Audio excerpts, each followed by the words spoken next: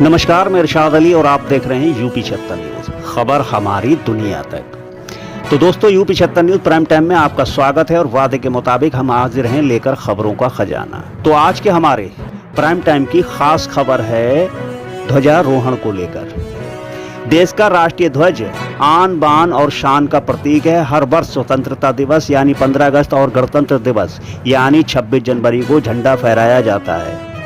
परंतु स्वतंत्रता दिवस यानी 15 अगस्त और गणतंत्र दिवस यानी 26 जनवरी पर राष्ट्रीय ध्वज फहराने में कुछ अंतर भी होते हैं। क्या आप जानते हैं, दो तरह से झंडा फहराया जाता है। एक को ध्वजारोहण कहते हैं, दूसरे को झंडा फहराना कहा जाता है।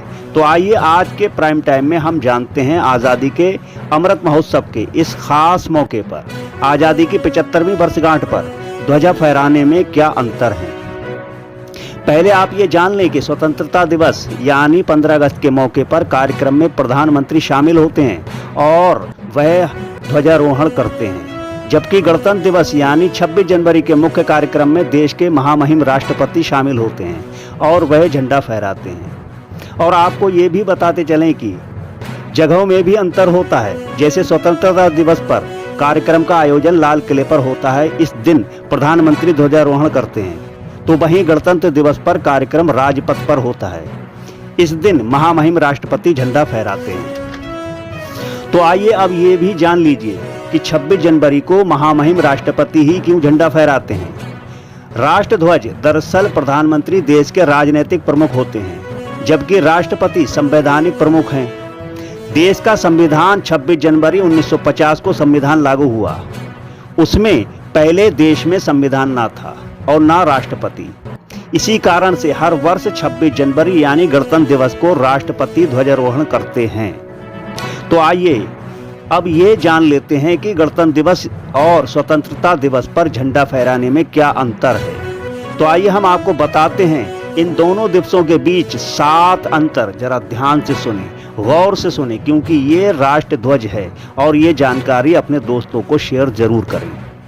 पहला अंतर, 15 अगस्त यानी स्वतंत्रता दिवस के अवसर पर झंडे को नीचे से रस्सी द्वारा खींचकर ऊपर ले जाया जाता है, फिर खोलकर फहराया जाता है, जिसे ध्वजारोहण कहा जाता है, क्योंकि 15 अगस्त 1947 की ऐतिहासिक घटना को सम्मान देने के लिए ऐसा किया जाता है। उस समय प्रधानमंत्री जी ने ऐसा किया था और संविधान में इसे अंग्रेजी में फ्लैग होस्टिंग यानी ध्वजारोहण कहा जाता है। जबकि 26 जनवरी यानी गणतंत्र दिवस को अवसर पर झंडा ऊपर ही बांधा रहता है, जिसे खोलकर फहराया जाता है। संविधान में इसे अंग्रेजी में फ्लैग अनफोर्सिंग यानी झंडा फहराना कहा जाता है। तो आइए अब जानते हैं दूसरा अंतर। प्रधानमंत्री जी की, जो कि केंद्र सरकार प्रमुख होते हैं, 15 अगस्त के दिन वह ध्वजारोहण करते हैं, क्योंकि राष्ट्रपति जी, जो कि राष्ट्र के संवैधानिक प्रमुख होते हैं, उन्होंने पदभार ग्रहण नहीं किया था और स्वतंत्रता वाले दिन संविधान भी लागू नहीं हुआ था। जबकि 26 जनवरी को देश में संविधान लागू होने के उपलक्ष्य में मनाया जाता है। तो आइए अब बताते हैं हम आपको तीसरा अंतर। स्वतंत्रता दिवस पर लाल किले से ध्वजारोहण किया जाता है, जबकि गणतंत्र दिवस के दिन राजपथ पर झंडारोहण किया जाता है। तो अब आपको बताते हैं चौथा अंतर। पूरे भारत में गणतंत्र दिवस ज्यादा धूमधाम से मनाया जाता है, जबकि गणतंत्र दिवस के मुकाबले स्वतंत्रता दिवस पर ऐसा कुछ खास नहीं होता।